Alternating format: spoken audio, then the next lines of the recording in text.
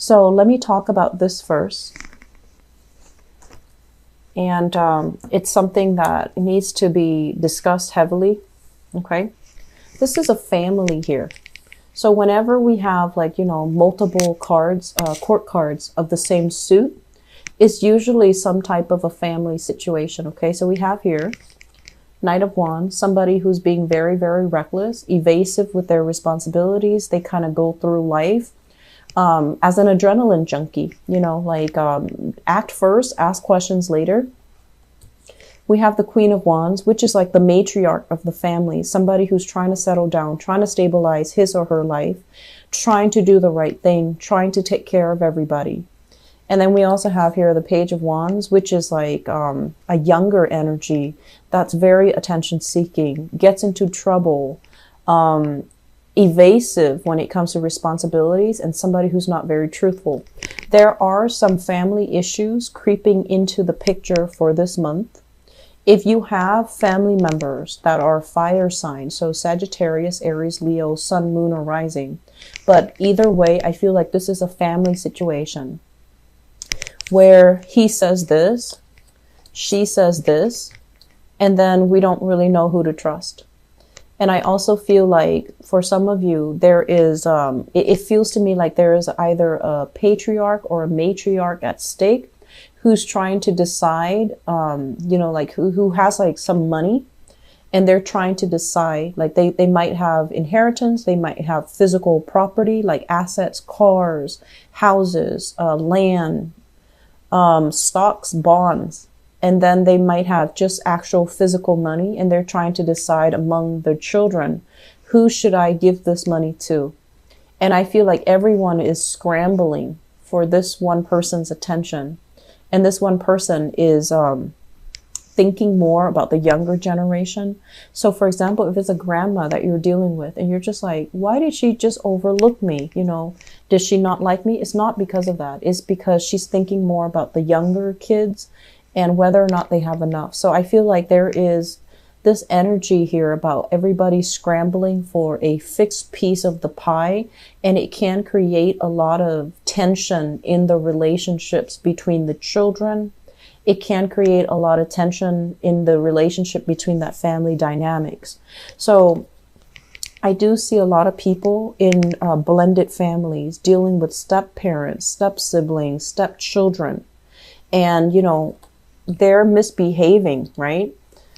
But people are misbehaving, but it's almost like your role, because it's complicated, you know, with blended families.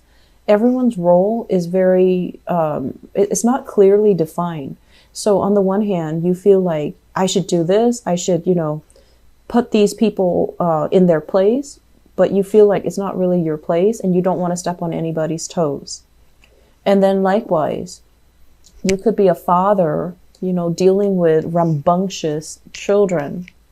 And I'm sensing there's also, you know, movement, like wanting to change house, wanting to change location, wanting to do all of these things. But you might have, you know, shared custody and you can't really make a move. So it's very frustrating. It's very family oriented. And the family unit is incredibly unstable.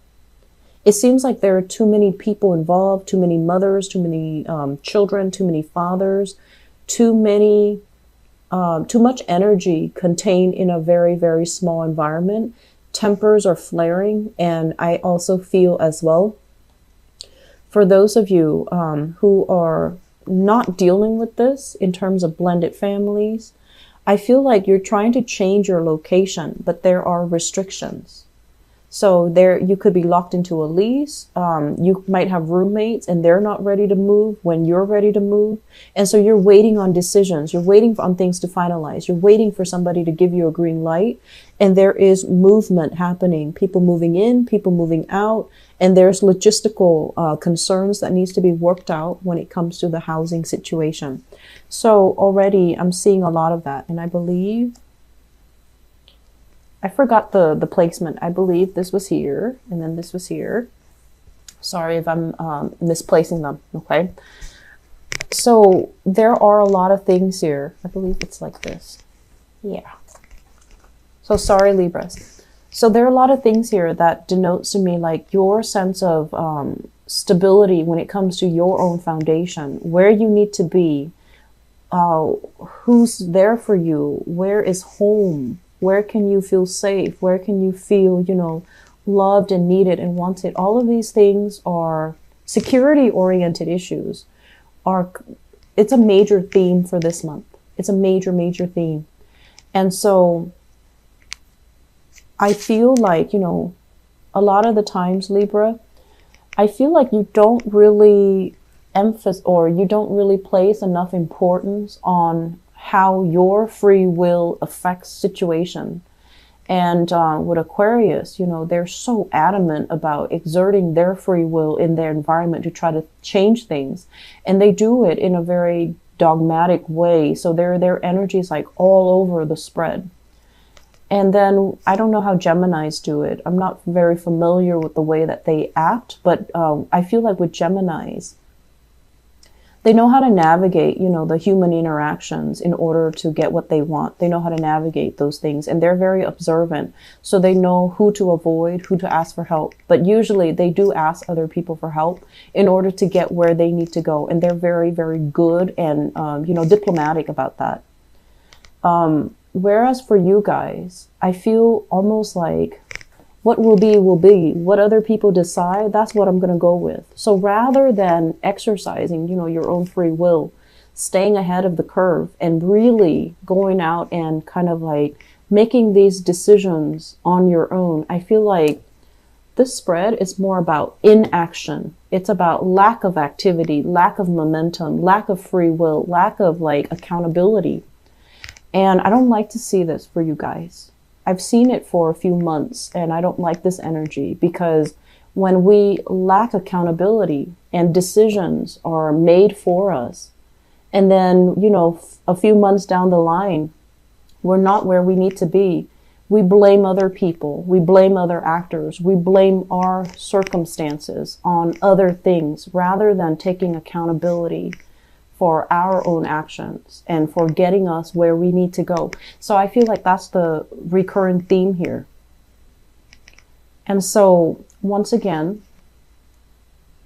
you really need to exercise your free will. You need to be a little bit more proactive, you know, about what do I need to change in my life? What areas am I not happy with? Is it the living situation? It very well could be here with the Four of Wands. Is it the family unit? Family is definitely supportive, but they're coddling you, they're babying you, they're treating you almost like children who can't, you know, take care of yourself. And that energy can really hold you back from becoming the person that you're meant to be. You know, if they're like constantly, oh, it's okay, or it's not your fault, you embody that energy where you go into the world and you feel like you're like behind the curve or behind your peers when it comes to doing things. And you're also, you know, coddled so much where you're behind the curve when it comes to taking accountability of your actions, taking care of yourself, being independent, being strong, being able to, you know, get yourself out of trouble. So if someone constantly comes to our rescue, right, they're not really allowing us to critically think our way out of danger, think our way out of trouble. They're not really allowing us an opportunity to exercise our own free will, our own critical thinking skills. So I feel like that's what's really happening here. On the one hand, family is a great support system, but on the other hand, it's preventing you from being you. It's really downplaying your own sense of individuality. And I feel like this collective energy, it's like everyone is, you know, loyal to one person. Everyone does what that one person says, possibly a very strong matriarch in the family, and no one is able to take care of themselves. No one is able to stand up and say, no, you're wrong, even when the person is wrong, because there's some fear here. There's some herd, like bandwagoning type of energy I feel in this spread. So let me just talk about, you know, let's look behind that energy and talk about the individual spread, okay? Or I'm sorry, the individual cards.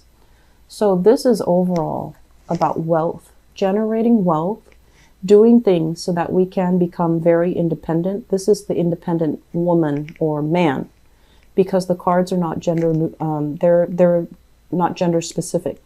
So this is kind of like, what can we do in order to create wealth for ourselves, in order to be independent, to be able to take care of ourselves, to be able to, you know, have the leisure time and not be a slave to money, not be so insecure about our job, where our job is going to take us, whether or not we're going to lose our job.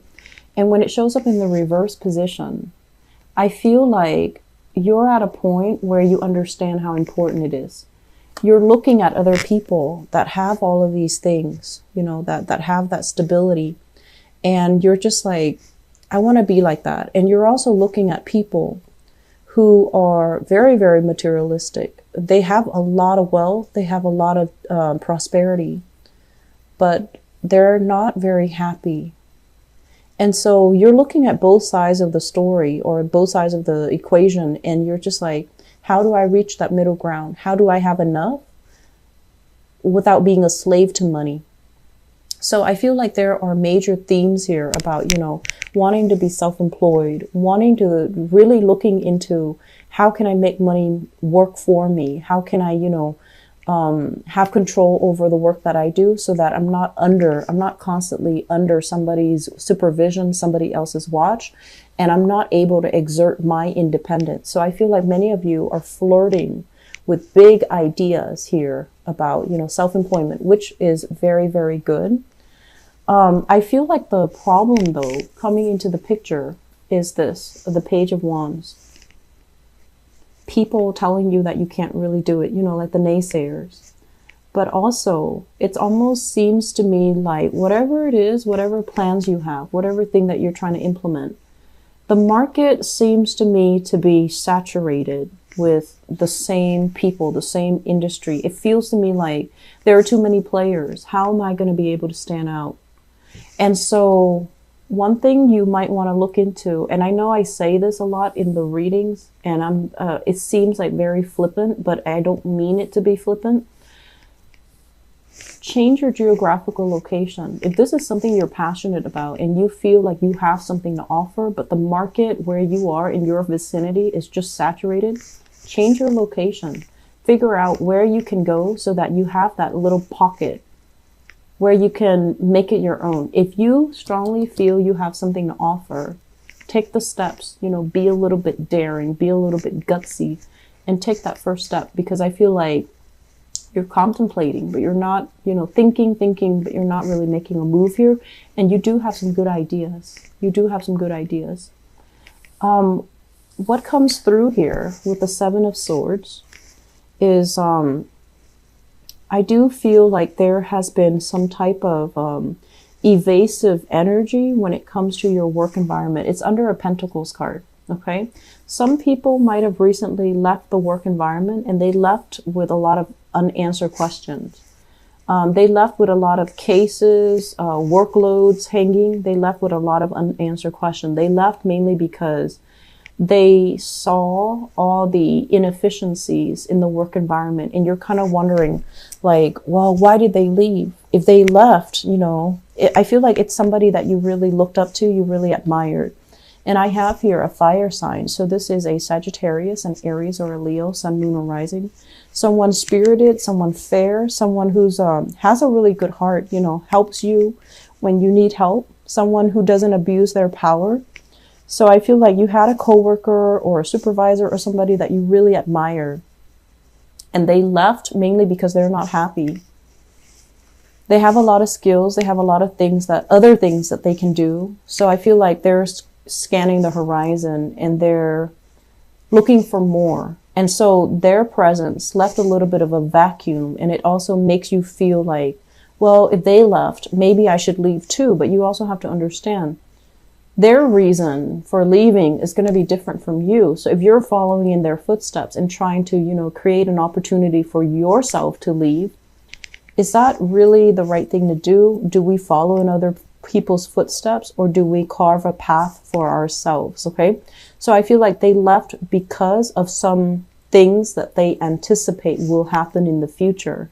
and you're trying to figure out what that is. And so you're feeling very, very unstable in the current work environment. And then on top of that, if you have currently a very strong supervisor who's like monitoring your every step, and they're seeing you like this, you know, rather than, you know, building wealth, they're seeing you like this, where you're not focused, you're scattered, or you're not really contributing equally the same way that other people are contributing.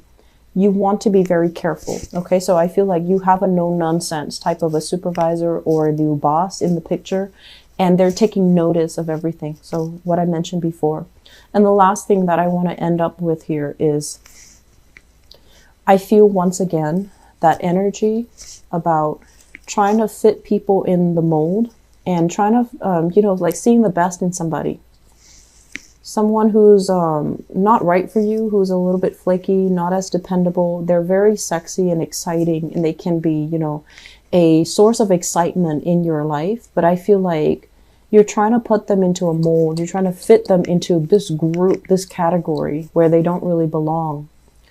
And they're not going to stay around forever. So I feel like there's this cycle about you going back to it and then being sorely disappointed, because being sorely disappointed and also growing a little bit resentful of the other person, but they didn't ask to be put in that position. So there are a lot of things here that we need to really re-examine, and I feel like it's a lot deeper than the surface. And I also feel like this collective energy, you know, is it really hurting you, or is it appropriate for you? On the one hand, it brings about harmony, and it brings about people, it brings about friendships, and, you know, everyone's on the same page. But is it also hindering your individual development? Is it also hindering your ability to think and act on your own? Because I feel like that's what's happening. So don't worry about what other people expect from you. Try to do the right thing. Don't try to appease other people. Do what you want and stand up for what you believe in.